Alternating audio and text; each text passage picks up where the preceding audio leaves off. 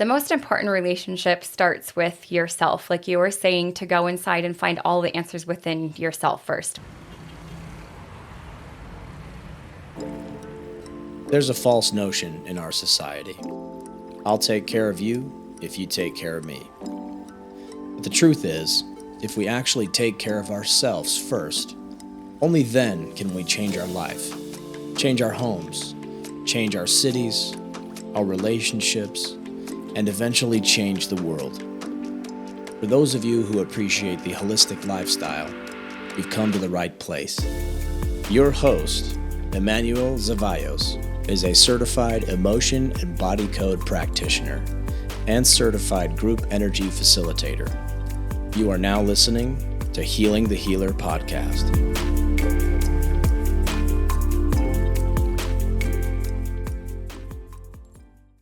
This show is brought to you by Heal, the social media platform for those who love the holistic lifestyle. Are you tired of sharing holistic tips and getting banned or going to Facebook jail for sharing the truth? Are you tired of all the Facebook political drama? Tired of people who don't support energy healing growth? My wife Jess and I created a social media platform that was meant for people who love social media, communicating with like-minded people, and love learning hacks from other wellness practitioners. It's free to join. www.haveempathyandlove.com. Plus, every week you have the option and choice to opt into a cutting-edge healing group where you get energy healing for 7 days straight. Again, it's free to join. www.haveempathyandlove.com. All right, everyone, we're so grateful for you tuning in. This is Emanuel from Healing the Healer podcast, and so excited today. We have a special guest, Lori Engel. Did I pronounce that right? Yeah. Okay, so Lori Engel. And so she's here in the studio. She is a Foot Zoner Practitioner, a Breathwork Detox Facilitator, a happiness life coach, who doesn't need that, and a women's retreat leader. So I'm going to give you a formal introduction here. So it says here, Lori is a Foot Zoning Practitioner, Breathwork Detox Facilitator, happiness life coach, and a retreat leader who is here to guide people into the heart space and live a loving, joyful, and fulfilling life. Her healing journey began after a pivotal moment of truth that led to divorce after 18 years of marriage, giving up all security, wealth, and ability to homeschool her 5 children. It led her into the dark unknown, which is where she discovered breathwork and the path back to the heart space. She wishes someone would have grabbed her years ago and said, "Healing is as simple as breathing, surrendering, and finding yourself in your heart space." She works with women who want to discover what they most desire, women who want relief from stress, deep security, and to become empowered to write their own story and live a life from their heart space. She also works with men who want to discover the inner power to provide and protect their families, mentally, physically, and spiritually. When they find their way to the heart space, their marriages and relationships become more loving, and they become more successful in their chosen work. She lives in St. George, Utah with her 5 children, 2 dogs, and 9 bunnies. Zion National Park is her playground, and as a family, they enjoy kayaking and hiking. She runs women retreats in southern Utah and has upcoming retreats in Pennsylvania, Costa Rica. We'll meet you there in Costa Rica, Belize, and Tokyo. She also volunteers at Dahlia's Hope to offer foot zoning therapy to women who are in recovery from sex trafficking. So let's welcome her to Healing the Healer podcast. Welcome. Thank you. All right. We're glad you're here. And so the first thing I always start off with anybody who comes in here is just, it's good to kind of start in a sort of a gratitude atmosphere, and so maybe you want to share with the listeners, what are 3 things you're grateful for? Oh, I'm so grateful for family, first of all. My kids are my lifeline. My kids keep me going.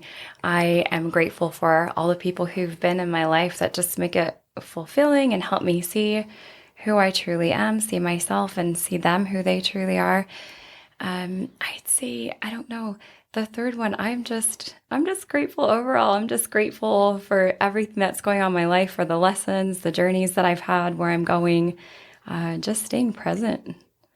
That's awesome. I know you just, that third one means something because we had a little conversation. We're not going to share what that conversation was before the podcast, but let's just say that it's so interesting. Some of the best conversations happen even before the podcast starts. And we were just talking about how, sometimes doors close and new doors open. One of my favorite quotes is by Napoleon Hill. He says, "In every adversity, there is an equal or greater benefit." And we're kind of too busy looking at the door that closed that we don't see the doors that are opening behind us, in so many ways. And that's something that we just have to learn over time that it's like, where are the open doors, you know? Right. But yeah, so I want to know kind of what's your background? Because, you know, I was just driving with my son to school and we were talking about how superheroes wouldn't be superheroes if some tragedy didn't happen to them. You know, it's like if Bruce Wayne's parents weren't murdered, Batman would not exist. You know, if, you know, just all these like weird tragedies that happen, sometimes the superhero arises, you know? And I feel like with us in our life, sometimes things happen to us. Like you mentioned here in your bio, there's, you know, a divorce, an 18-year divorce is very, you know, heavy. But what is it that kind of led you to your journey? I know obviously the divorce was, but there were probably some steps that happened to you, or maybe coincidences that happened to you. You know, what was it for you that kind of like started your journey to healing? Oh, okay. Let's get raw and real here. Let's do it. Religion. And I'm not anti my religion, how I was raised, but I felt like there were a lot of conformities and things that just weren't fitting with me. And I had no basis for why. It was just there were certain things that were coming to me that weren't fitting in the space from Sunday to Sunday.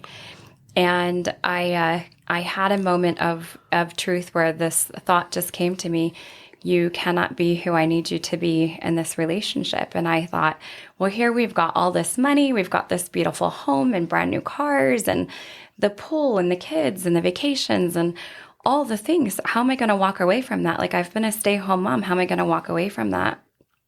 And it was really hard for me. It took me 7 years from that point to get to the point where I just had a moment where nothing significant really happened other than I just got that feeling again. And I was like, I don't know what this is, but I need to take a leap. And so I leapt, and that was divorce, which again goes back to religion. Like, you don't just get divorced unless like something serious happens. So I'd say the catalyst really was just feeling stuck, and I was tired of feeling stuck. That's interesting because I call it the sick and tired of being sick and tired. Or they say that the soil for success is frustration, you know, the soil of it. I went through 2 divorces, so, you know, I'm one up on you, you know, but here's the thing is like, sometimes third's the charm, you know, for me, at least it was. But I was going to share with you that I think it's interesting that, with the men and women phenomenon, like right now, I feel like feminine energy is rising in the earth, you know, and we know what man energy looks like, you know, and it's a lot of ego, a lot of, you know, narcissism, a lot of power, you know, power grabs, you know, and I feel like women is this nurturing, caring, loving thing, just like Mother Earth, you know, and I was just kind of curious with your relationship, because we did talk about it, was there kind of like this separation of I'm deciding to grow, and did that person support your growth? This is a big thing. I have tons of women clients, and you have no idea how many times they ask me, can I work on my husband, or can you work on my husband? I'm like, if he gives me permission. Oh no, but he doesn't believe in this. Well, I can't work on him. You know, it's like, I need to have some skin in the game that like he actually says yes. He has agency, and I can't poke at his free agency. So they say, well, I'm sorry, I can't give that permission. Okay, well then I can't work on him. And it hurts the woman so bad that the man is refusing to grow and points the fingers at her and say, you're the problem. I don't need healing. You're the problem. But I was wondering, was it that way with your partner? Was he supportive of you, or was he kind of like, yeah, you go that way, I go this way, when it comes to your growth, that maybe around that time? Yeah, when it came to my growth, I felt like there, again, a lot of stuckness, a lot of trapped. Like, I would say, I have a feeling about this. And the response always was, oh, we'll Google that. And so I'm like, is Google God? Because that's Right. apparently where we're getting all of our answers. And Google and Siri are not always correct. Sorry to say. But Yeah. so, you know, sometimes I would get these feelings, and I just don't feel like we should do that. Or, you know, I'm really feeling like we should probably do this or try this or go this way or that way. And one of the biggest things was for me, and this is getting really personal, I guess, but I was 15 and I was in a car accident, and I had an out-of-body experience, and I saw angels. I had a dream that happened right before it happened. I saw the whole thing, and And then I shut that down for a while. I mean, here I am 15 years old, and after this car accident, I'm being visited by angels in the middle of the night. And I wasn't believed. People didn't believe when I was saying that. I was sent to a psychotherapist. I was put on medication. And I'm not faulting my parents. I'm not faulting anybody. I mean, just again, in the religious background, kind of scary, right? Because it's the unknown, and we're afraid of what we don't know and what we can't see. And so here I am, this 15-year-old girl, and I'm afraid. So I started shutting it down. So here I am married, and I start having dreams again about these things that are happening, and they're unexplainable. I can't explain it, but I keep having these feelings and these thoughts, and I cannot ignore them. And the trappedness just kept coming and coming and coming. And I thought, there has got to be something else other than this, and this thinking, this tunnel vision. There's got to be something bigger than what I'm seeing, because I'm feeling this in my heart. I have no explanation for it. I have no direction. I have nobody around me to support these thoughts or say, oh my gosh, well, it's super simple. This is what this is. This is what that is. So as far as getting support, I had no support other than what was in my heart space. And that's why I'm so huge on staying true to what he or she is saying inside of here, inside of your heart space. What's that conversation sound like? Because that's the only support that I had. Yeah. And that must have been a very difficult thing to just have just your heart space as your only support. I can only imagine. And especially because it's someone, people who are around you who like you love them unconditionally. I always say that if you really love someone, you tend to love what they love, So if someone is, my wife, these spiritual promptings, they're very common in our home, and I have to respect my wife when she says something like, I have a gut feeling, or I have this. She is 99.99999% right. I'm the stubborn guy that maybe I'm having a bad day, and I say, I'm like, oh, baby, don't worry about it too much. And then the house is on fire, and she's like, I told you the house was going to be on fire, And so now I don't question that anymore, because it's like sometimes there's very drastic things that she can feel that's going to happen. That's a gift, and it's true. It's like you can bury the gift if people are not supportive, One of the things that I did learn though too is that verse that Jesus said, which is like, you're not a prophet in your own village, and it seems like whenever you're this regular person and you start having these powers or these things, they're like, wait, isn't that the girl that had a nosebleed? Like, isn't that the girl that just went to that regular school and flunked school? So they start looking at sort of your past or whatever the box they put you in. And if you get out of that box, beware, they kind of are hostile to you, because it doesn't fit their paradigm of who you are. So how did you kind of grow into it? I know you're talking about heart space, so maybe explain to all the listeners, like, what's the definition of heart space? And then how do you protect it? I mean, that's kind of an important thing. I mean, I know in the body code, we have this thing called the shield, and you can kind of shield yourself from other people's energies, but what do you do to kind of protect your heart space? What kind of things do you do? Well, and going back to what you were saying about love, the basis, the foundation for love is truth. And truth is the foundation. You cannot have love. You cannot have genuine love. You cannot have unconditional love unless you have that truth space there, right? So the truth is the energy space that our souls are always in. They cannot accept anything that is not true. So our heart space is our energy space. It's our soul speaking to us. It's the foundation of everything, right? Your heart can live for 20 minutes without the brain. The brain can live for 5 minutes without the heart, but you'll start getting brain damage. So the basis being truth and staying in that space of truth, that's my protection. That's my protection against everything, is constantly checking in here into my soul and listening. And I know what that voice sounds like now, because I've ignored it enough times to know that I'm like, oh, shoot. I just ignored it again. If I had just been listening, I probably wouldn't have had XYZ happen. And I could have taken a shorter route to get to where I'm trying to go to than the longer, bumpier, more hurtful route. So Truth, just staying in a space of truth and constantly checking with myself. Is this a yes or is this a no? And just go from there. And I feel like as long as I'm staying in that place, that doesn't mean that the world's not exploding around me, but in that truth space, it's like it just creates this bubble that I don't even have to think about because I'm in truth and that's my protection. So the world's exploding around me and I'm in this little quiet bubble listening to my whatever my daily theme song is in my head, and so that's my protection right there, the truth space. Yeah, so so interesting, this truth space, heart space. It's just great words and vernacular, because it reminds me of just like how in chiropractic work, they talk about muscle testing, like pushing on your arm and you say your name and it's strong. And then if you say a different name, your arm goes weak. And so the body is a lie detector test in many ways.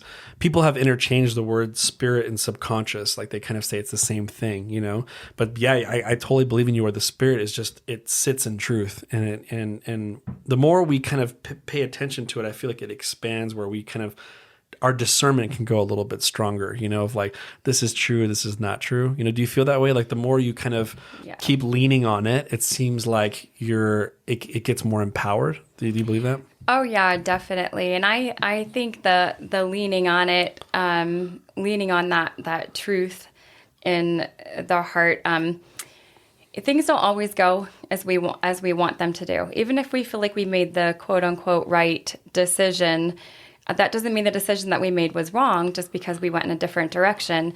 But that also, it's not what we expected, the outcome that we expected. And so we're sad, we're mad, we're upset, or whatever. We call that heartbreak, right? Mm-hmm. So I like to look at that as heart expansion. So just like you're building muscles and your muscles tear down and then they rebuild to get stronger, and that's how you build muscle.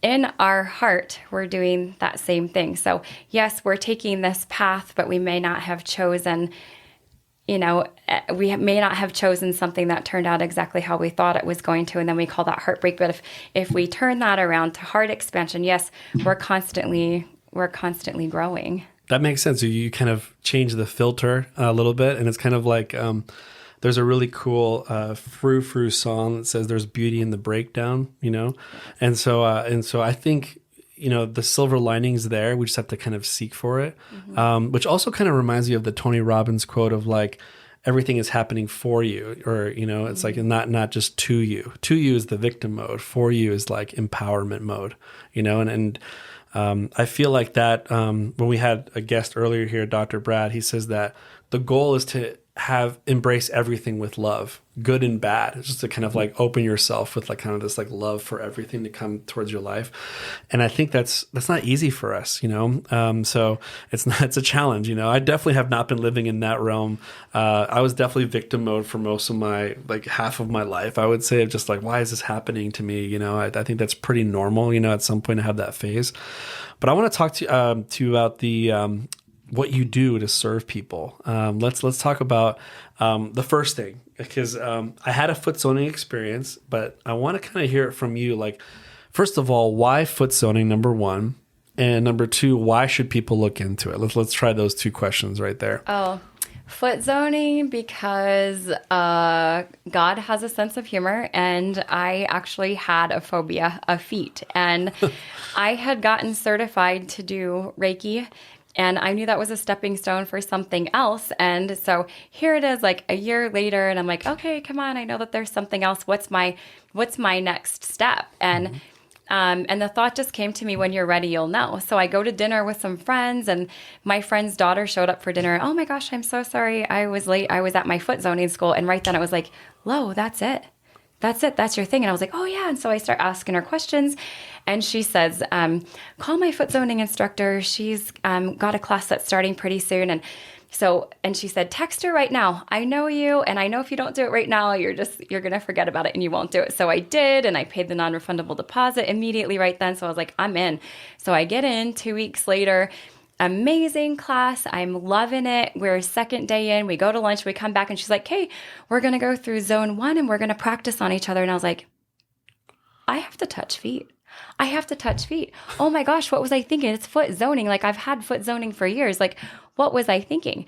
So, but luckily, That was during COVID. So the women that were there, they decided to take the rest of the class at home online. And so my daughter and her husband came in and they were the models for the first session. And I had been rubbing her feet since she was a baby. So I'm like, okay, I can do this. I can do this. And it was okay. And I have never one time since looked at people's feet as like something repulsive or like this phobia that I had before, like it instantly went away. So I felt like this thing that was weak for me did become a strong thing. And there are so many cultures where feet are sacred, and it's a sacred nature to be taking care of feet. There are so many ceremonies that start out where they're doing a washing of the feet. And so just being in that place where people are okay with me touching their feet, and they're like, oh, I don't even know what's happening here, whatever energy work is going on or what she's doing down there, but it feels amazing. She's massaging my feet and it feels amazing, and they're relaxed when they leave. But I also have gotten to a point where people start talking. You start foot zoning and people just start talking. They're like, I have no idea why I just said that. And I'm like, I do, because that's exactly what needed to come up. That was in your conscious mind. And it's just something that needed to come out. And that's what you're here for, is to clear. So you had that conversation stored in your body somewhere, and we're clearing it out. So then I can use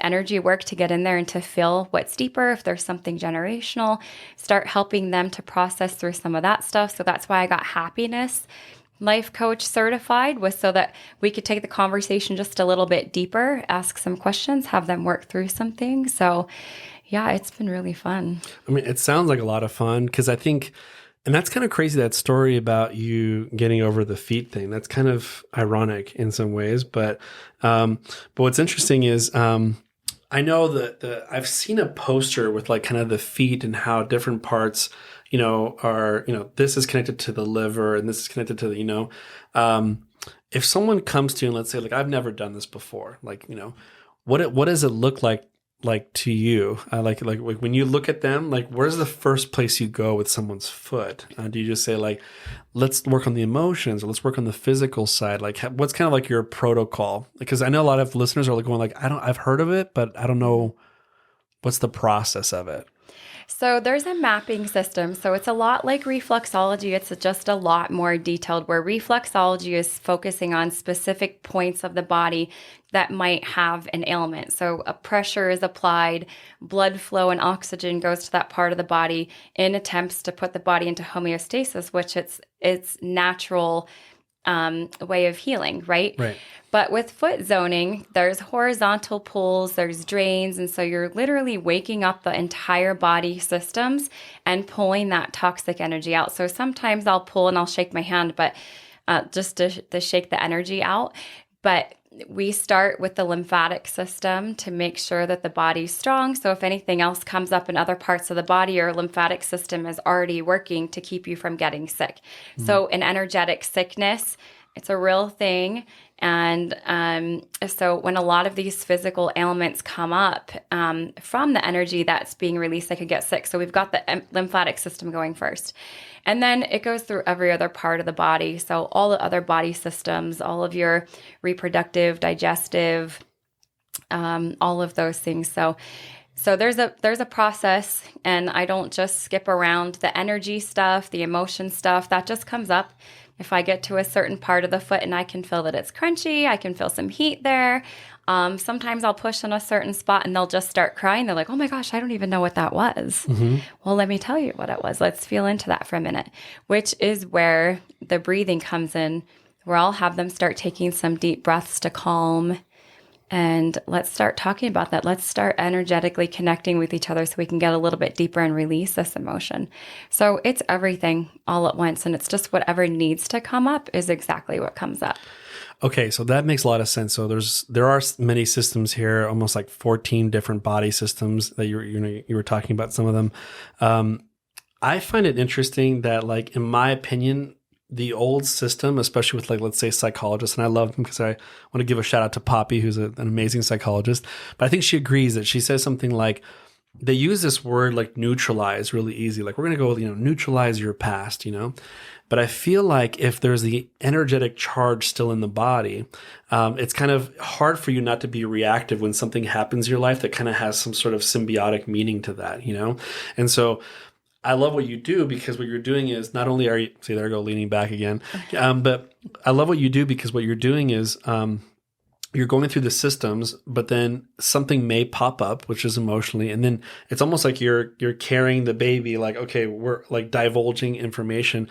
But I feel like it's easier for people to divulge information, and tell me if I'm wrong, if there's actual energy leaving their body, because then in the future, let's say you bring up that subject again, they feel very different than how they felt like before. Yeah. The way that I tell my clients very simply is like, do you always want to be on stage as a reactive actor, or do you want to be watching the show? And then like, that's how I used to act, and that's the trauma up there. Very different to be on the stage and then also sitting down. And I feel like energy work is a great bridge to get you as much times out of the stage and stop being in the moment, But yeah, don't you feel like that's the case with your clients? You feel like it's easier to divulge? Either two things do that, either foot zoning or cutting your hair. Because I think women who cut hair, they're like, they grow up to be psychologists in some ways, because they're just hearing all the baggage from like the women or men, like, you don't know what my husband did to me or whatever. And she's like, tell me what happened,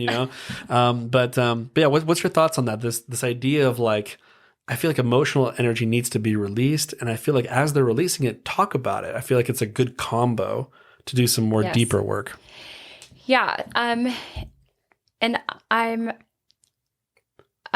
just going to say, like, men don't like to talk when they come in. The women, it's pretty easy for them to talk, and they'll cry and be like, oh my gosh, I'm so sorry. I'm so sorry. I'm actually going to get a sign on my door that says, I encourage crying, please come in, because it's the release. But, I feel like it's easier. It's been my experience that I've seen that it's easier for women to start doing the talking.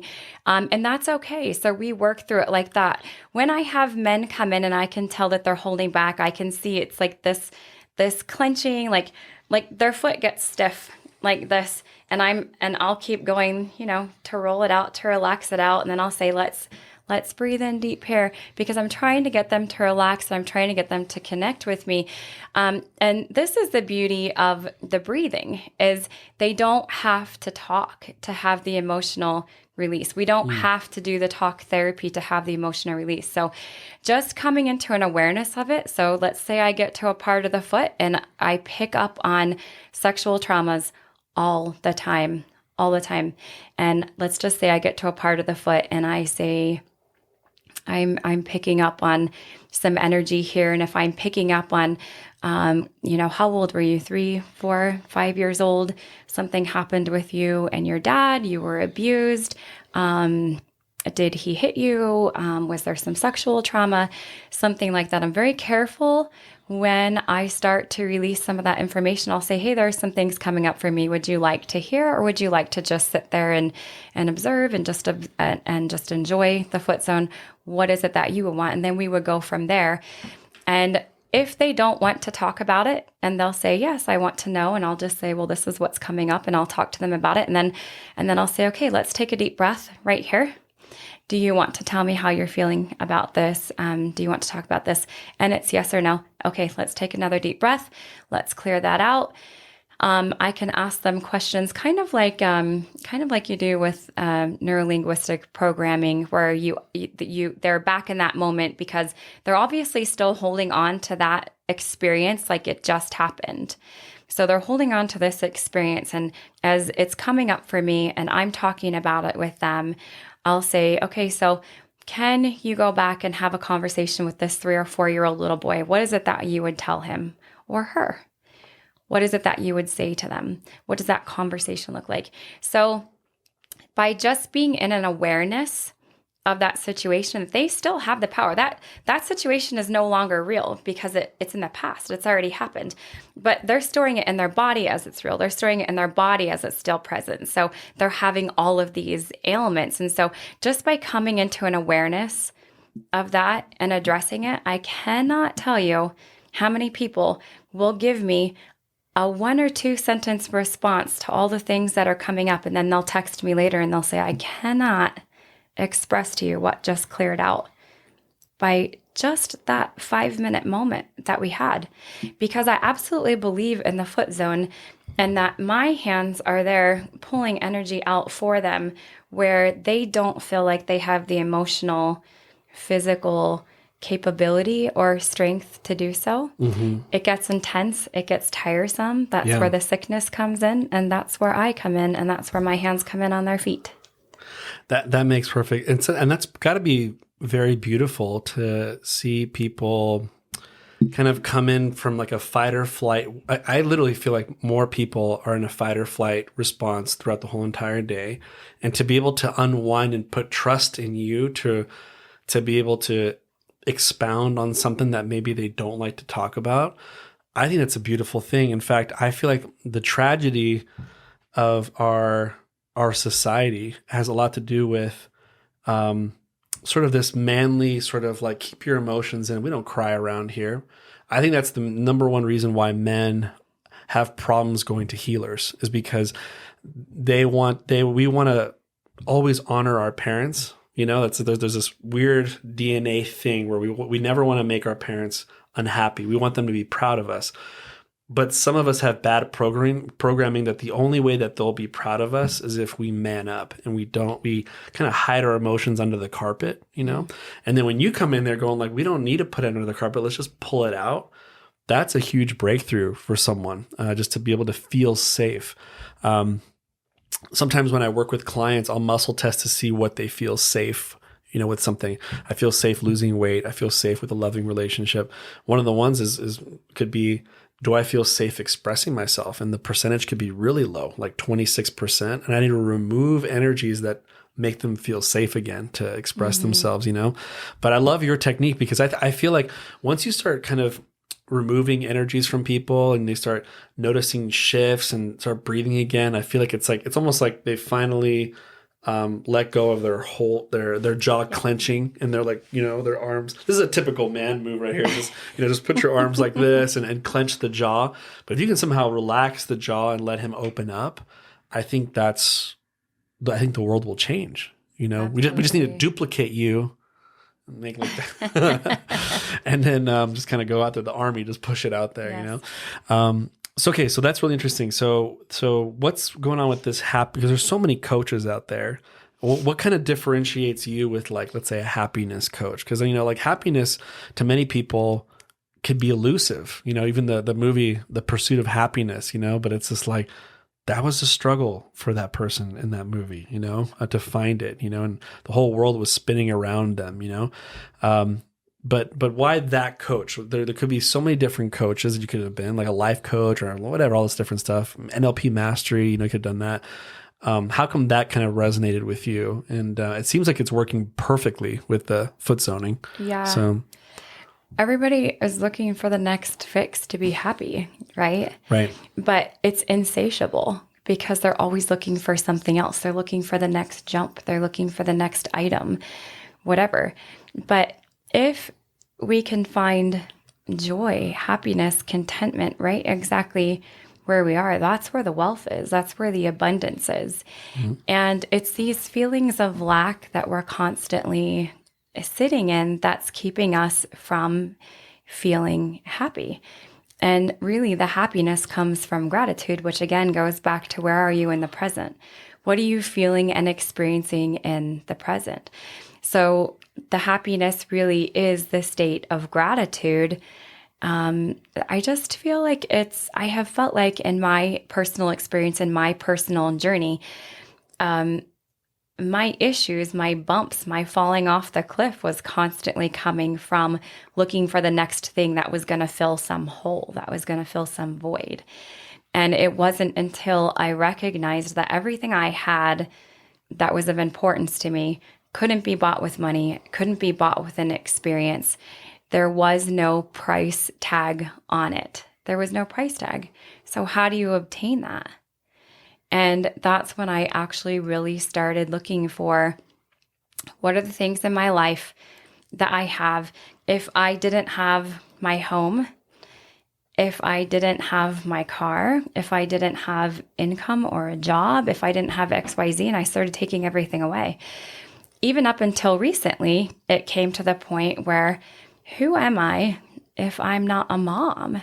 My whole identity was based around that. Like it was to the point where I'm okay if, if all these other things, if I don't have all these other things, but I still have my kids. I would always say, I still have my kids. And then it just occurred to me, I came into the awareness a few weeks ago. Okay, Lo, if you're going to keep expanding, who are you if you're not a mother? And that thought alone literally collapsed me to the floor. And I thought, I don't know. Who am I if I'm not a mom? Well, I am. And that's it. I just am a being. And in that moment, when I recognized if everything went away and I just was a being having this human experience, could I still feel content and happiness and joy or gratitude or whatever label it is that we want to put on that emotion? Can I still experience joy? And it took me a few days to wrap my mind around it, but I did. And I just felt this elevation in me, like I have always just been whatever it is that my soul is right now. Whoever I was before I had kids, before I got married, before life happened, before I had tragedies, before I had joy, before I had anything, I just was existing, and I'm sure I was happy then. Yeah, so you basically acknowledge the I am inside of you. And it's basically and I feel like I was just talking to one of the podcasters who I admire. I said also too that in Buddhism, they talk about how when you start loving objects or things, that's the beginning of suffering. And I feel like you said it very well. We're in a world of just getting, technically if you go to school and you're getting groomed to get a job, which is you you specialize in the art of getting things, right? And then your whole life you're wondering, you're just like who am I at the end of the day, And I love what you said. It's like if you were to strip yourself of basically roles, like take off the actor role that I'm a mom and all this stuff, you take it off roles, like what is this light being that's inside of me, There's a really powerful quote that I once heard, and maybe this may resonate with you or not, but I love it a lot. It said that Jesus Christ didn't have an identity crisis. He knew who he was before, he knew who he was when he came here, and he knew where he was going. And when you're that liberated, then you can serve, and I feel like a lot of people are shackled because they don't know where they came from, why they're here, where they're going. You can't fully serve, because you just don't know who you really are, And so I feel like your journey has taken you not only to help other people, but it seems like you've refined your identity. Am I wrong with that? Oh, definitely. Yes. I mean, everything that you just described is fear. It's all fear-based. And so all of the things that we end up doing are fear-based. What's so-and-so going to think? Well, society's saying we should do it this way or that way. I should be thinking this way or that way. And if I'm quote unquote pioneering a new way of being or thinking or doing, then am I going to be judged? Am I going to be judged for that? So maybe I should just come back and be quiet and just fit in. I should just wear the same black that everybody else is wearing and just keep my light, hidden. Right. So that other people can't see it. But it's when one person turns on their light and then someone else is like, well, then it's okay for me too. And then it's okay for me too. And then all of a sudden we've got this nuclear explosion of these beings just being.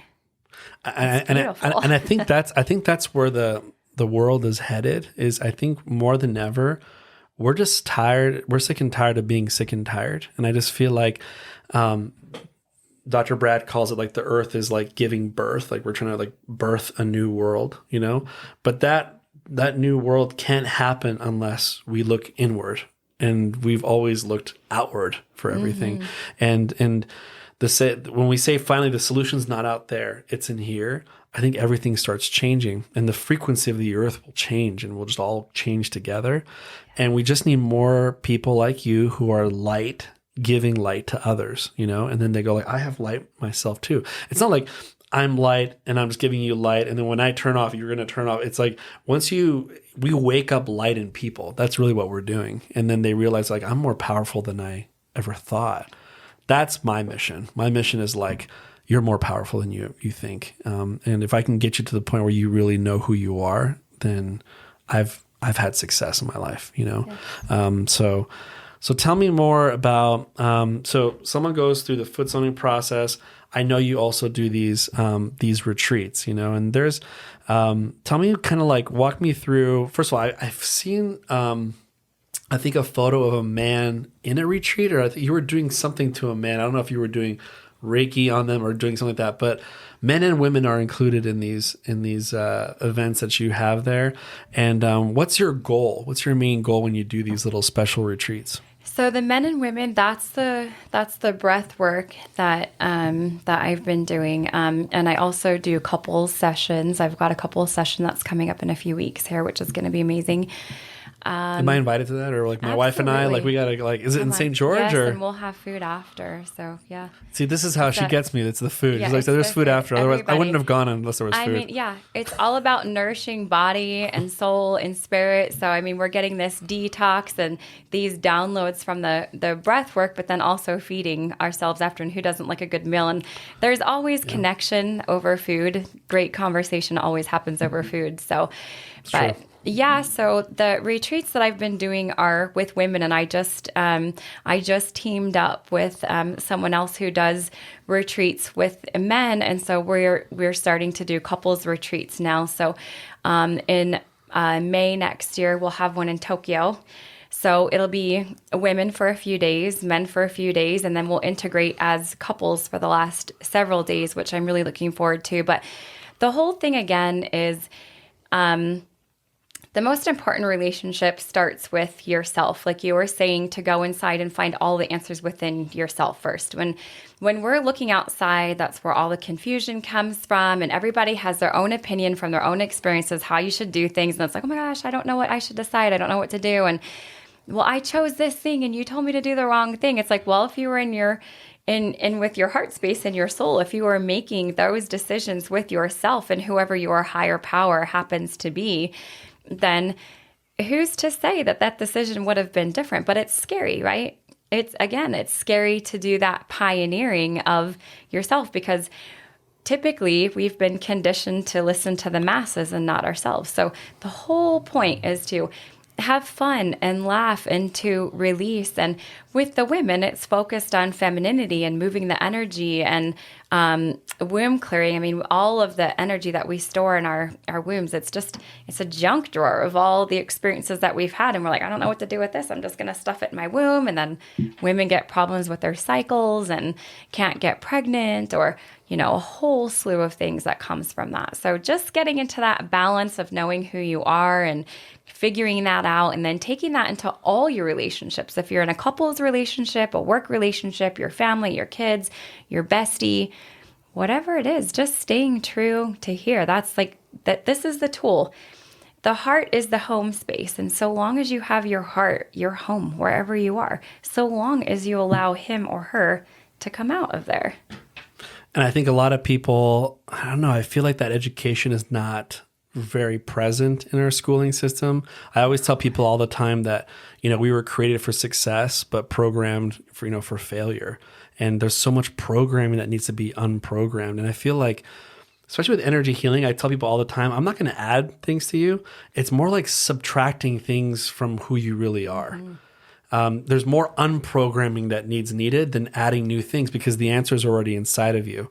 I kind of look at it like little dark spots on top of this beautiful glowing person. And all I'm doing is I'm just taking these little dark spots off, and all that's left is this beautiful light that was made to be there by itself. And that's how I kind of look at people's healing journey. Yes. But it's almost again, I really feel I made a whole video on this thing called like the world is having an identity crisis. Like, don't even get me started, you know?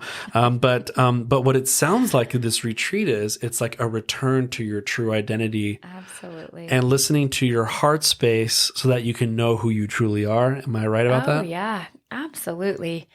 Absolutely. I mean, finding out what your individual superpower is, there is no other person like you or me or anyone else on this planet. We've all had different experiences. If you believe in past lives, I mean, what were we doing before we got this body? We were having some experience somewhere, and even that experience was different. So we take that, whatever that is for you, and just remember it and take that. What does your cape look like now? What do your wings look like now? How far can you fly? And I just feel like that's what's amazing. That's what's gotten me, just recognizing that I have something that nobody else has. I don't really know exactly what that is just yet. I mean, I know I can love like nobody's business, and I know I can laugh until I pee. And so I feel like those are my two superpowers. Very important ones, by the way. Absolutely. Society needs those powers in this world. So yeah, it's just, and laughter is such a great release of energy. So, whatever anybody's superpower happens to be, find that, step into that, and enjoy it. Enjoy it. It's a gift. Speaking of gift, for those, some people are listening, and I'm always looking for that black sheep that's listening and going like, this sounds so great, but that can't be me. Or, she's talking about heart space. Like, I probably don't even have a heart. There's someone listening and it's probably thinking that.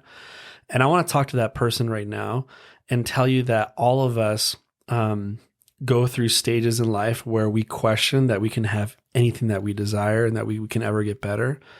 And here's what I know is that if you don't have belief in yourself, then borrow our belief in you right now. The people that you're listening to right now. If you would have met us, if you were here in this room right now, we would give you hugs and tell you about your beautiful identity. And sometimes it takes other people's belief first to kind of light your flame, and then you get your own. But I just feel like this is a huge reason why this world, I think, is suffering, is because we don't know who we are. And it's like we are literally burning ourselves alive. Like we are just becoming cannibalistic to each other. And it's sad because, again, I always tell people, if they knew they were a child of the Creator, would they act like that? And always the answer is no. Like if you have right now some people that are hurting you right now, if they knew who they were, truly knew, and they were in their heart space like you're talking about, they wouldn't do that to you. But they're not. They're confused. They're alone. They don't know who they are. And they hurt people, and healed people, heal people, But tell me, like, somebody who's dealing with depression and anxiety, this is really common. Like there's a couple million people out in America alone of people doing, and I've heard a lot of theories where depression and anxiety are kind of like brothers and sisters. Like, some people feel anxiety because they feel depression, some people, and then vice versa. But what have you noticed in all your years of working? Where do you think this depression, anxiety comes from? I just watched a Jim Carrey show, or Jim Carrey reel, where he was talking about how depression was your body saying, he was saying the F word, he said, F you. Like, why do you keep playing this role? This isn't who you are. And now I'm depressed. I thought that was kind of interesting. It's like you put on these fake roles and then your body's like, you're not being congruent with who you are. So feel some depression, But what do you think? What have you noticed I have my own theories of why people feel depression, like there's heart wall stuff, but what's your theory on that? People feel depressed and anxious. Oh, well, we live in a society of comparisonitis, one. Mm-hmm. And, statistics are showing right now that over 25% of physical ailments are due to anxiety and depression. And when asked, what's your anxiety or depression, a scale of 1 to 10, most people say an 8. That's really high. We have all this, these expectations to keep up with, answering your email immediately, answering a text immediately, getting back with so-and-so. We're scrolling through social media and their life looks amazing and wonderful. And look how pretty and skinny she is. And they've got all this money. And how did they get that? They're a famous YouTuber. They're this and that and all the things that you can go on for days. So this comparisonitis, and then we go into what our inner talk is. And then we start listening to that inner talk from who or what we were just comparing ourselves and our lives to. And it's heavy. It's heavy stuff. And then we've got this, like you said earlier, don't cry, don't show emotion, or we're supposed to be happy all the time. We need to show that we're happy all the time. And when we take pictures, we need to be smiling all the time. What if we all had a crappy day and we just took that picture and posted it and captioned it. Not because we were trying to get attention or validation and just, hey, guess what? I'm just going to be real right now. Today sucked. It was so bad. What if we were real? What if we were more real? What if the reels, the REELS, were REALS? That was deep. Mic drop. Yeah. Mic drop. Yeah. What if they were? I think it'd be very different because you're right. People, there's a audio I used to listen to. I used to have this really low self-esteem. Like I was like I could like blend into the wall really easily. But military school changes you, like military school can change that. But I listened to this audio called Maximum Confidence by Jack Canfield. And he talks about how he's like, it's okay to compare yourself with other people as long as you add something valuable to yourself after the conversation. So it's like, yeah, they may have this, but look what I have. I also have this too, and this is, we should be happy for each other. That's very different from this person one up me. And then now it's like, the negative talk I have with myself, like you were talking about, almost like it's a form of self-abuse, And I tell people all the time, because I used to get bullied back in the day. The worst bullying goes behind closed doors. It's after the bully hurts you that what do you tell yourself behind closed doors is the worst bullying of all. And I have to work on that person with energy healing of what the actual trauma being bullied and then post-bullying. And those are all kind of combined together. But what do you say to somebody who's like, I'm not into energy healing. Don't touch my foot. I don't like, I've tried happiness before. You have to have met someone who comes to you and maybe they're just kind of very skeptical. And I invite skepticism all the time. Like, you're skeptical. I've been looking for you, like we need the most healing because I'm skeptical too, but what do you tell that person who's skeptical, negative, pessimistic? And it's just like, I don't know if I can go through this journey. Like, I would love to, it sounds great, but I think I'm your rare case, Yeah. What do you tell that person? I know you've probably seen one or two of those people and you're like, how can I, what do you do for that person? Well, first of all, with the Foot Zone, it feels good and it's really relaxing. There are tons of health benefits to it, but if for no other reason, if you're coming in just to relax, I think that's fantastic. But if people are coming because I've tried all of these other things and nothing's working and I don't want to feel like this anymore and I want to change. It's ask yourself, do I really want this? It's no different than going to the gym. You want muscle, you go to the gym. You want to trim down, you want to be heart healthy, you go to the gym. You run, you work out, you dance, you get your body moving. So it's no different. You want your energy and how you feel about yourself and what you're looking at yourself. You get your energy moving. And the whole fake it till you make it thing, if that's what we need to do for just a minute, if we need to rely on other people as a crutch, I think that's fantastic too. But when we get to a point where we're just, enough is enough, and I actually do want to make that change, I want to make that shift, I want to implement something new, you'll do it. And if you have no idea why you're doing it, you just know there's something there or there's a possibility there could be something there, just stick with it. That's great advice. Yeah, it's great advice. Hopefully everyone got this and hopefully you're taking notes too. You never know, there might be a really great golden nugget in here and you'll be surprised what one sentence can do or what one thing someone tells you. I have countless successful people that they rely on what one person told them and it changes their life. I want to give a shout out to a friend of mine who he told me when I was 14 years old, my parents were threatening me with going to military school. And he looked at me and he's just like, if you come back from military school and you're not successful, like, I'm not going to be your friend anymore. And I remember going like, wow, you really threatened our friendship for that, huh? And I became the number one most successful guy in the military school, and I broke all records in that school. And then what's interesting is that I am so grateful for him being kind of raw with me. Sometimes I hate to say this, but like we live in a very cushy world right now. Like don't say anything too offensive. It's like, but at the end of the day, it's like sometimes we need to hear what we like need to hear, it's not what we want to hear sometimes.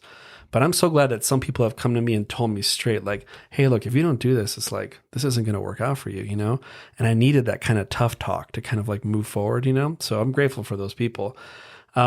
Share with me real quick, what's one of your favorite stories or maybe a good testimonial that stands out of maybe a client that was in point A and then went to point B, and you were the facilitator in the middle, that if you weren't there, they would not have gone to that B area. Maybe you want to share one that kind of stands. I know you probably have dozens, but maybe you just share one that stands out to you. Yeah. So I've been working with a client every week for about 10 months now. And her anxiety was so bad, she was having a hard time leaving her house. So it was making it hard for her to hold a job. And, you know, lucky enough, since COVID, we can work from home a lot. And so she was working from home a lot, but not all the things that she needed to do, she could do from home. And she came to me and she said, I'm worried I'm going to lose my job. And I just need to feel better. Like, I feel like I get around people and I start getting these panic attacks and I can't breathe and my chest is heavy and I've got to turn around and go home. And we were hanging out with friends a couple of weeks ago and someone asked me a question, and there were, I guess, 3 or 4 couples, and someone had asked her a question. It was her time to speak and everybody looked at her and she froze and started crying and she left. So, I said, okay, let's do this and let's just start small. So we just started with foot zoning.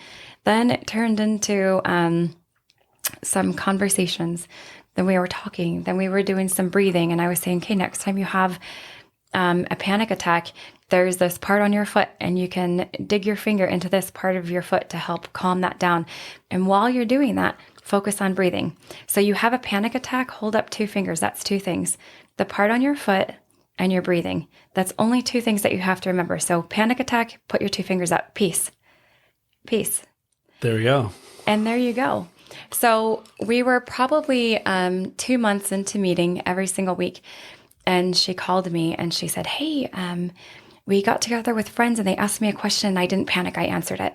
Hey, I was just asked to speak in church and I just said yes. Hey, this and that and the other thing and all of these things. And now she sends me pictures and of all the things that she's doing, and she checks in with me and sends me text messages. And she's like, thank you for what you're doing for me. Well, I'm facilitating and I'm just helping them remember who they already were. Right. They're doing the work. They're making the choice. Right. I'm just facilitating. Hey, can you look at it from this angle or this viewpoint or that point? If we're looking at things upside down, backwards, inside out, through water, with headphones on, however it is, if we're looking at something differently, then we're getting a different outcome.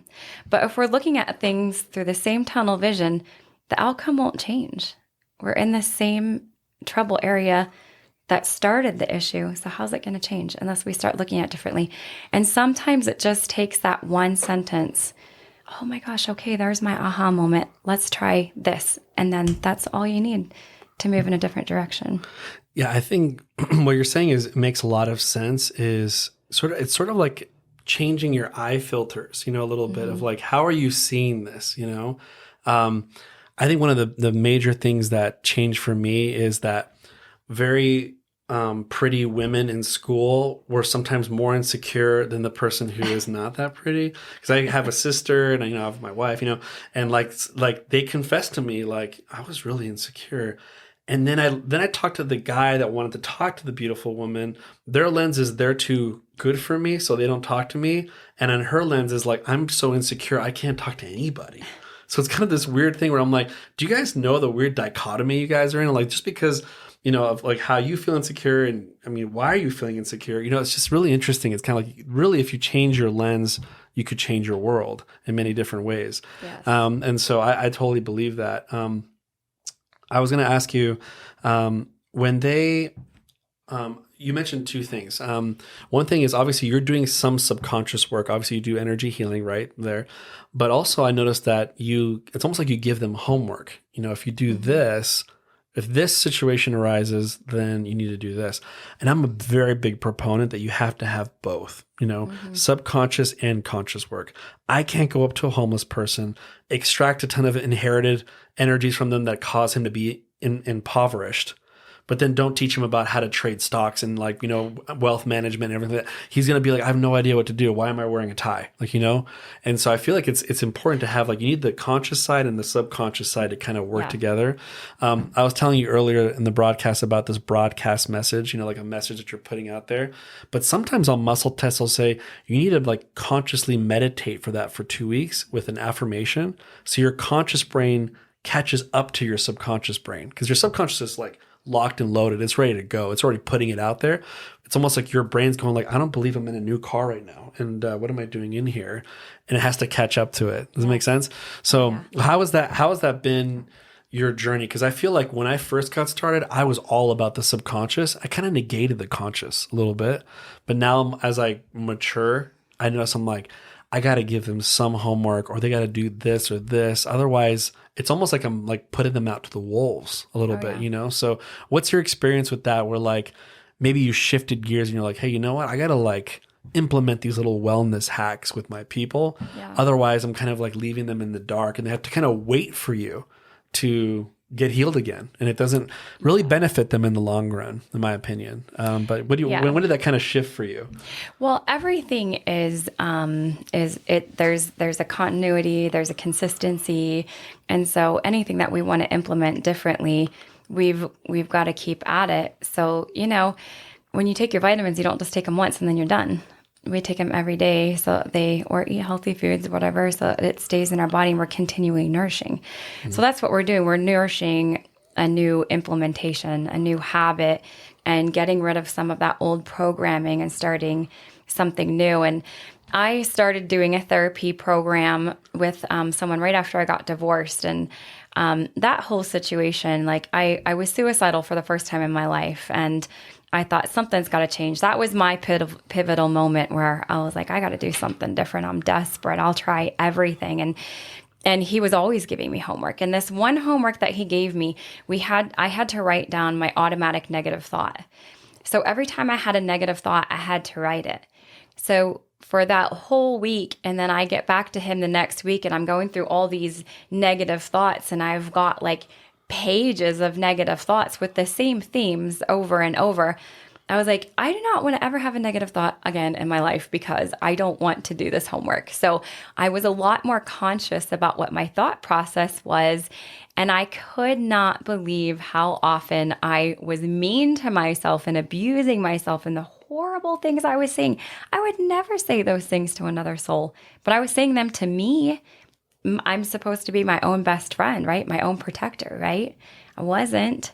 So how am I supposed to heal and expect other people to treat me differently?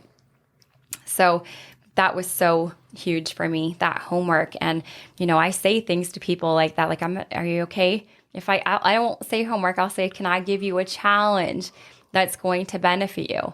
Like, this is for you. This isn't for me. But even if it's just to write a hate letter, a dump letter, and burn it, something as simple as that, like those kinds of homework assignments end up being fun for people. And then they'll call me, oh my gosh, I did this burning, I did this, I did that, and it was fun. So, it's just exciting to see the growth. Homework is so important.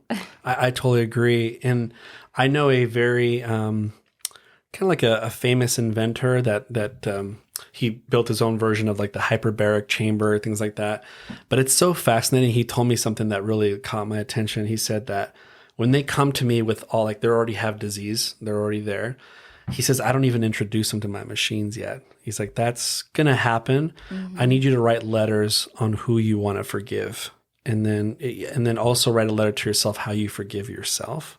I thought that was super powerful, that he's like, this technology is not really going to serve you unless you start with like love and forgiveness, Mm-hmm. And they say that in the Missouri Moto, the messages in water, the most beautiful crystal he found in 20 years was love and gratitude. Like nothing is more beautiful than that crystal. And it's this like beautiful pattern of like a snowflake, And I feel like anything that takes you away from love and gratitude, I think, is the beginning of disease and pain and emotional ailments.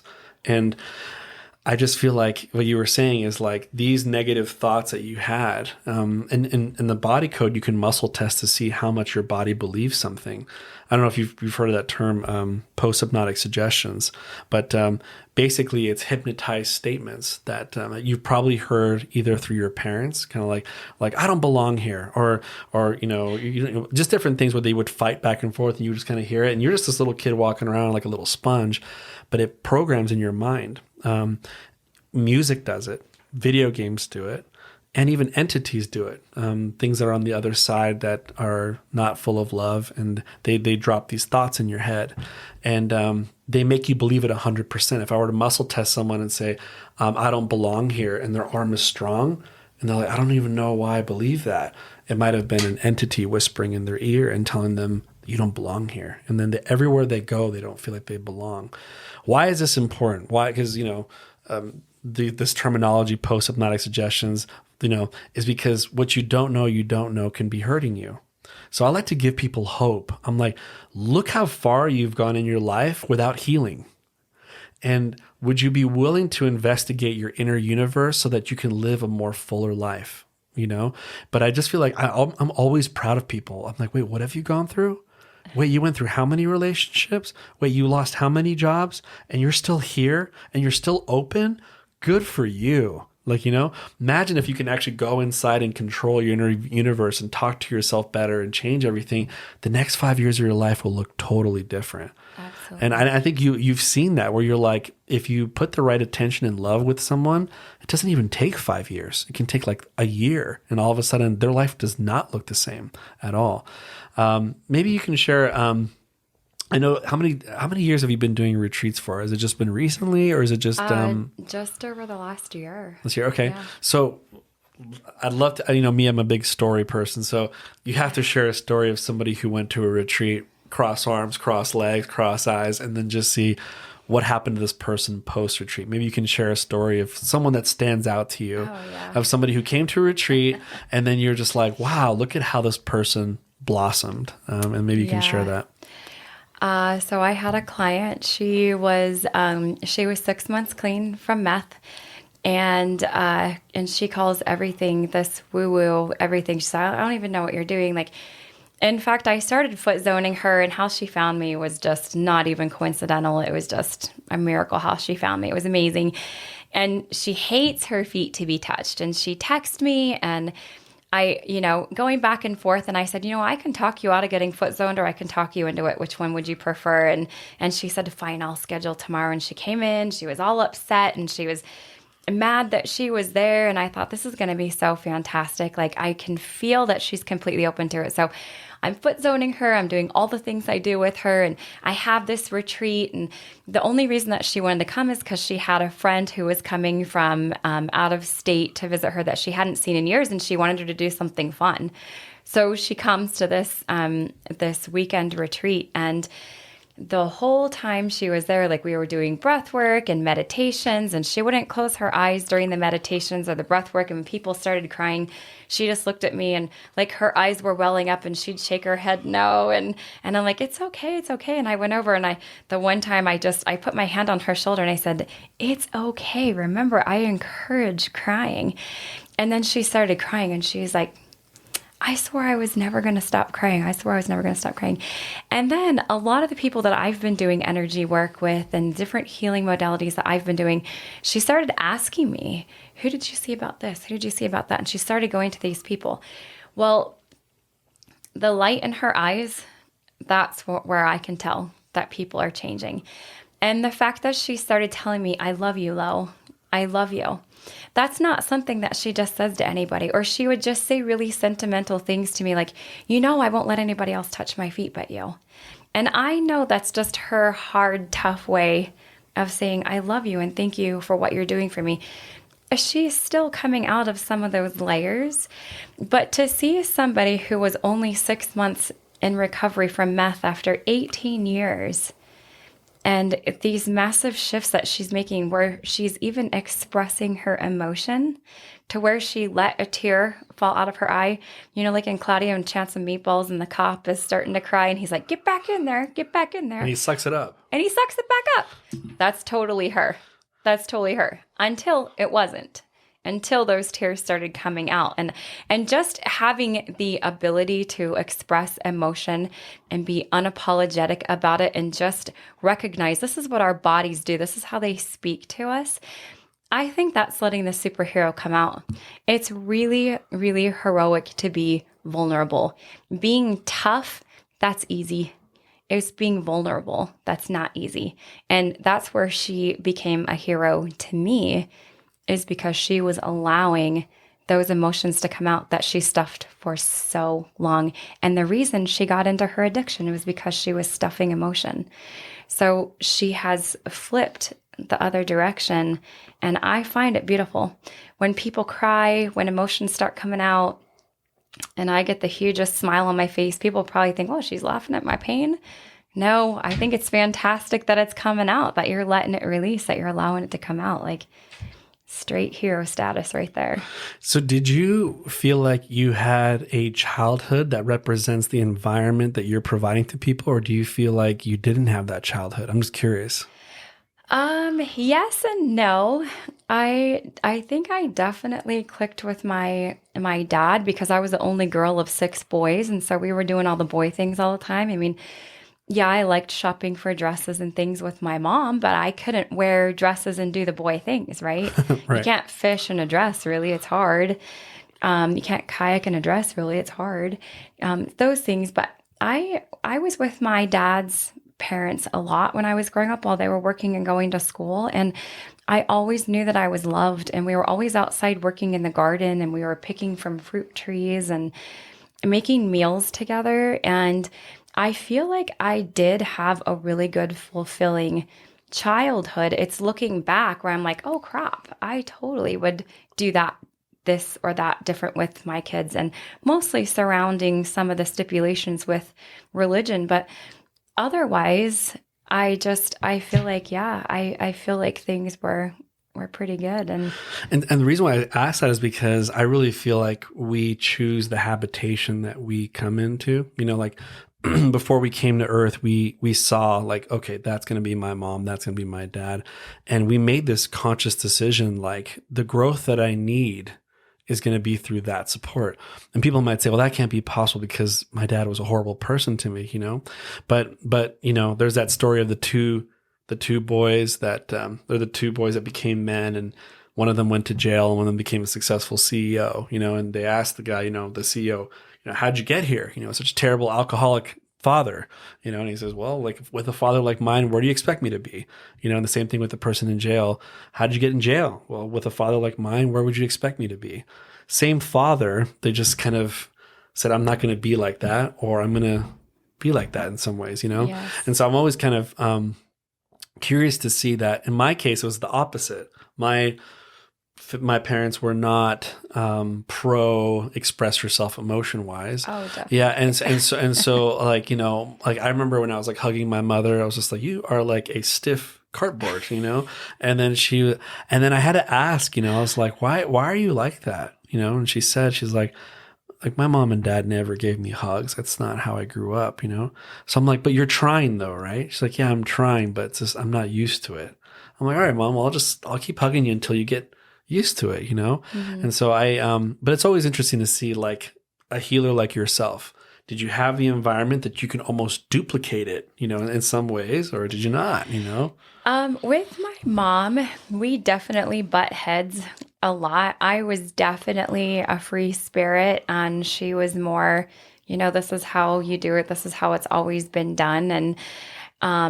And my dad, I remember when I was younger, my dad used to call me a hippie flower child. And I mean, when I was younger, I had no idea what that meant. And until I got older, because I was just thinking sex, drugs, and rock and roll when he said that to me. And I'm like, really? I'm like 12. Like, I don't even know what that means. None of those things. But yeah. And then, I mean, my pappy, my grandpa, I remember this one time specifically, I always hugged. Nobody else in my family did. They were not huggers. And so we would go visit my grandparents for dinner. When we would leave, I would give them a hug when I left, and I would say, I love you so much. And this one time my pappy said, well, good Lord, what are you going to do? Die on the way home? And I was like, oh my gosh. Oh, I shouldn't I'm doing it wrong.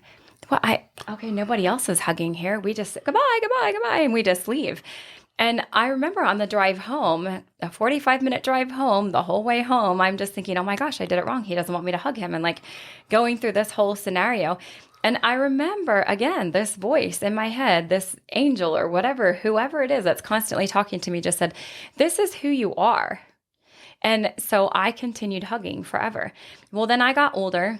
It stopped. I wasn't around other people who hugged. And then the gods be as they are brought the Polynesian culture into my life. And for the last 20 some years, as my closest friends are Polynesian and everybody is family and you're always hugging and auntie and uncle, like everybody's related, I thought, this is home. This is clicking for me. Everybody's hugging and I can do this. Mm-hmm. So now a lot of times I'll just start hugging people and I'm like, I'm like, oh, wait, are you a hugger? I'm totally a hugger. And that's, oh, you're hugging too tight. You're hugging too tight. And so it's like, right. This is who I am. You get the hug at the depth that you get my hug. This is my hug. So. Right. And there's so much science that proves that hugging for this amount of time can raise, dopamine and all these positive things, endorphins too, and hug for even longer. I really feel like, there's nothing like the personal touch, like personal touch is something. I remember when someone would I was wearing a suit and I was struggling in a business that I was working in, but there was something about hey, you got a nice tie. It's it's nice seeing you here. And, and I'm just like, what, and I just remember going why are you touching me? But I remember just the personal touch, just I felt like you're my sister, aren't you? And you're conveying it through a simple touch, but I don't know what even to do with it because I'm not used to the touch, Mm. So sometimes we're too, how do I say it, accustomed to being comfortable with your own beliefs about something, and then you don't are not open to somebody else, and that their belief of hugging is normal. Hugging, it's really just culture. It's a cultural indoctrination, really, what it is. And it's if you put a baby in a very loving, hugging place, that baby is going to become the perfect hippie child, and somebody not like me, it's you throw me into two conservative Peruvians, then, I'm going to be hug, what do you, what's your intentions here? Do you want something, and it's very different, and we have to kind of unprogram ourselves, Yeah. And so I created this platform called Heal, and I introduced you to it. So thanks for joining it, whatever. And, but it's a platform where I wanted to bring people that are all growing together, because Facebook is not growing. I've been Facebook banned, maybe 2 or 3 times for just sharing truth about wellness. And then they just go let me get the fact checkers here, But I found this really cool meme. I thought you might appreciate this, but kind of just reminded me of how Facebook is. But it said something to the extent of Noah said the rain was coming, and the fact checkers, said it wouldn't happen, and so now they're dead. The end, But that's kind of how I see it. I'm just I'm trying to provide great value. If you don't agree with me, there's no reason to ban me. So I created a holistic platform where you'll never be banned. You can share anything you want. I even had a whole huge post on what do you do post vaccine injury, and that would have been banned a long time ago on Facebook. Or what do you do if you have COVID? What are holistic ways to regain your immune system? And then people were posting long posts, and I could just go in there and just, no one's getting banned. What a beautiful place of freedom, So I feel it's important also to be another group of people that have similar beliefs to you, and they keep expanding your mind, And I feel if you go on Facebook, sometimes you're oh, I had this amazing Reiki session, blah, blah, blah. There's 20% of those people are going just this weirdo, took the red pill. I'm going to make a little comment on here, And that's not supportive, because they don't, because the thing is in our society, I think, the only way to have the tallest building is to cut other people's building down. That's what we're taught. It's just, I'm not going to build myself. I'm just going to cut you down. That's how I'll be the tallest building. But in my platform that we created, I'm no, if someone confesses something very vulnerable, we better all come around them and hug them and embrace and tell them, good for you for being vulnerable and growing, And so, thank you for joining the platform on there. And I'm going to let people know that you exist and that you're helping all these people. Again, I'm in a state of giving now, hey, if there's a tool that works better for you, great. If foot zoning was your answer, great. And I don't, know how you haven't met you yet, but I'm always open to that. Just like, I have an abundance mindset. I want people to just get any tool they can to grow at this point, and so there's no one right tool for someone. And we don't use the same tool forever either. Sometimes we Exactly. need to have different things. It depends on where we are in our expansion process and what we're open to being uncomfortable to. Are we open to staying in the comfort of discomfort to continue expanding? So then we're always needing other ways of recognizing parts in ourselves, finding other parts in ourselves. So I love how you say that. And also, I'm not sure if I told you what healing the healer actually means, but I feel like greats, people who are going out there and adding light to others, I feel like sometimes we're the ones that are suffering the most, My mother is a perfect example. She's an oncologist, died of pancreatic cancer, like in her 60s. And she's a doctor for oncology, and she died of cancer, And it just reminded me that I'm like, healers need to take care of themselves. So the people who listen to this podcast, they're probably doing healing out there. They're doing some type of work out there. But I'm like, are you taking care of yourself? Because we need you for the long haul. And that's why this is going to be such a valuable podcast for people, because now they go, okay, I can do a retreat. Oh, you have a couples retreat? That's fantastic. My husband and I need that, or foot zoning. I've never tried that before. I think I need that, So that's why I created this Healing the Healer podcast. It's like, there's so many healers out there that are not helping themselves. They're kind of, they're playing Messiah, and they're this martyr, and there's only one of those. We're not meant to be martyrs. We're not, So, what do you want to share? What's been on your mind the last month that you're like, I feel like if I could just shout it on the top of a ceiling and say, this world needs to hear this. Like, I don't know, like, you've probably thought about this, kind of like, it's almost like a magnum opus, or a message you want to send to the world. What would it be? And with all the knowledge that you've learned so far, I'm going to put you on the spot right now. What's something that you would want to tell the world? Like, hey, world, this is how you need to wake up. I know I've had this spiritual journey 2 weeks ago that something happened to me that I'll share, but what's your message for people? The two words that immediately popped into my head were simplicity and purification. And things are so complicated right now. I mean, you look at the news and it's like everything that we thought was isn't, and what isn't is, and just this mass confusion that it's actually really, really simple. As we're getting into a place where, again, I keep going back to the heart space because that's our entire soul. We get into that space and we find out what that foundation of truth is. And that's where the purification begins. The purification of all this confusion that's going on around us. And so we become the eye of the storm. So all of this that's going on around us, and right in here, it's just quiet.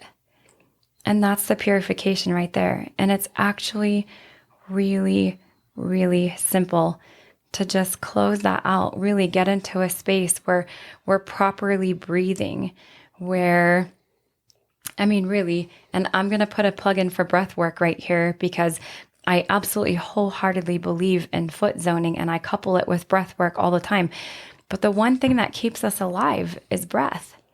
I mean, you can only go a few minutes without breath before your brain starts to get damaged, right? Before your heart starts to shut down. So if we look at living this life in a simple state of just breathing properly, staying in our truth heart space in the middle of the storm, and we become the eye of the storm in our soul space, what else is there? What else is there? I mean, yes, there are a million modalities to try. There are a million retreats that you can go to, and you can dance around a fire naked. You can scream and hoot and holler to drums, or whatever it is that brings you joy. Jump off of a cliff, whatever it is. Do that thing, but recognize what's actually going to heal you and bring you that joy that you're looking for is already inside of you. I mean, it just sounds like, oh, well, that can't be it. Like, what does that even look like? What does getting into my heart space look like? Like, it can't be that simple. Healing can't be that simple. Just try it. Just try quieting out the world long enough to get into your heart space and watch the domino effect, the rippling effect, the shift that happens from that. I mean, amazing. I mean, that could have been written down and passed out to everyone in the world. And I think everyone should be happy with that. I was going to add to that. I feel like as our society progresses in technology and everything's very glitzy and lights and come over here and come over there, there's so much noise that we don't realize that our spiritual forefathers had like the really dark night and the beautiful stars. You can actually see the Milky Way because there was no lights from the city, that it was easier to tap into your spiritual self because dark was really dark and light was really light. And the earth and stillness. Yeah. And so our spiritual forefathers, and again, I was making a joke with a doctor that came in here and I was saying, I'm like, the person can, a husband goes off to go seek and commune with the creator and goes to the mountains. And people would say he has a mental illness. What is he doing leaving his family behind? Now in this society, they'll be like, you would be weird. Hey, honey, I'm going to the mountains. I'll be back real quick. And like, they're gone for 6 hours. They think there's something wrong with you. We live in a society that'd be like, that is strange. But back then that was normal. But that's our roots. Our roots is we went to ponder, we went to meditate. We weren't always asking. We weren't doing, some like long syncopated asking for things. Sometimes we were just listening to like the sounds around us, I think we've lost that, but we're trying to get back to it, There's the simplicity. The simplicity of it, right. And there's the purification, because what else is there? There's no other entertainment there. It's the darkness of the night and the stars, the Milky Way, and the quiet. And the I am, acknowledging everything. Exactly. And also I wanted to share, because you mentioned heart space so much. Dr. Brad once showed me this really amazing hieroglyphic, sort of like Egyptian, like little papyrus. And it was really beautiful. It was called the weighing of the heart. And it had these people who were crossing over the veil to the other side. And all these people were in line and they had these gods that were kind of letting people through the veil, and they would weigh your heart. And then there's a picture in the Egyptian where there's like a feather and there's a heart. And if your heart weighed more than the feather, then you went one way. And if it weighed less than the feather, you'd go on a higher path.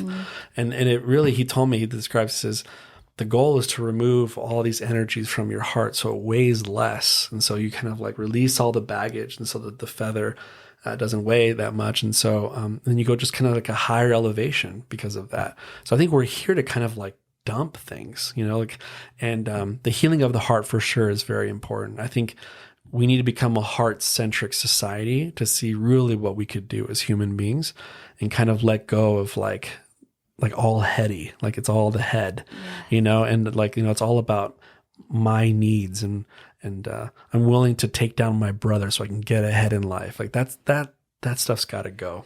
And if you want to know how bad it can get with that type of mindset, look around you, check out the news for 30 minutes. That's what the 30 seconds. That's literally where our ego and our head has taken us. Yes. So if you don't like what you see around you, if you're listening to this podcast and you don't like what you see around you, then you need to change what's inside of you. It starts with you. And if you change you, it's just like the podcast. You change your home, then you change the city, then you change the country, then you change the world. And so I'm so grateful that you came down here and to share what you do and kind of like how you're helping people. But more importantly, just for you being you, and like, I don't honor a role. I don't honor like, hey, look at all these things you are. I honor you just because you are divine. People who come in here are divine. People who are listening, if you're listening right now, you're divine. And, I'm always honored to be around divinity, And so, yes, thank you for being here. And we will put all your information down there. So people want to reach out to you, if they want to message you. I know this is going to be a great podcast for people to listen to. Any final thoughts you want to put out there before we close it out? Oh, man, I don't know if I've gotten anything. I feel like I've talked a lot. So yeah, I actually just real quick want to say one thing. If I can get, and I know people say this all the time, but if I can get where I was in an emotional space 4 years ago, I mean, I was literally losing everything. Our home that we built for our family. I didn't have the money, hadn't worked. I was a stay-home mom, had no idea how I was going to provide for my kids because what I was getting in support wasn't enough to support, and all the things. And I'm laying on my floor in my closet and I'm thinking, what do I have to offer my kids? If I can't offer them these things, this home and these vacations, if I can't offer them these things and I have no family around to support me and it's just me, what do I really have to offer them? What is just me that's offering them? And for the first time ever in my life, I had this thought process of maybe I should just end this life experience. And I called a friend who happened to have answered before the first ring even went through on my end. She was a 30-minute drive away and she said, "Stay on the phone. I'm coming to you." And she came to me and she came into my house, into my closet where I was laying on the floor. And she laid down beside me and she said, "Even in your most desperate moment, even your sobs are beautiful." And I will never forget that she said that to me. And I felt like that one line was just enough, that whatever it took to keep my nose above water and just to keep floating or treading water or whatever it was. I didn't even feel like I had a life raft half the time. I didn't even feel like my nose was above water half the time. And some days I still have those moments because I'm still human, and that's okay. Because we're still human. It's what do we do with the thought processes? And there will be that one person who reaches out. And if that one person is you, that's enough. Because this one life, your one life is worth it. And your one void of not being here is a mass rippling effect for thousands, millions of people, for generations past and future. It's massive. If I can come from a space where I was just 4 years ago to being in this space where I am right now, where I feel completely fulfilled and happy, and I can say I'm my own best friend. I can say that I love me. And if I choose to hang out with anybody, I'm choosing myself first. I choose myself first every time. And I could not even say that a year and a half ago. That has made all the difference for me. And if I can do it, anybody can do it. Find your one person to reach out to. Don't wait for someone to reach out to you. I had to reach out. I had to make that phone call, and that person was there. So I don't even know what like the overall message is to that, but we've got it. Whatever it is that we need, we've got it. We can do it. We can do it. And we're not always doing it alone. We need to be doing it collectively. Well, that's the best way to end it right there. So thank you for that message. Thank you for your vulnerability. Thank you for your journey and sharing it with us. I always really believe that, your test becomes a testimonial, and it's what you're doing. You're literally doing it right now. And all the people that are listening in are going like, wow, I've been in that situation and you found hope, and I always tell people that like, I'm not a drug dealer, I'm a hope dealer, and we give hope so that way you can say, I can do it too. So, so thanks for tuning in. And, I always end my podcast saying this, where I say, the world has a false notion where I'll take care of you if you take care of me. But if we just take care of ourselves, then we can change our home, we can change our city, we can change the country, and we can eventually change the world. So thanks for tuning in, and look forward to continuing to interview some great, amazing people, just like you heard, and look forward to adding more value. So talk to you guys soon.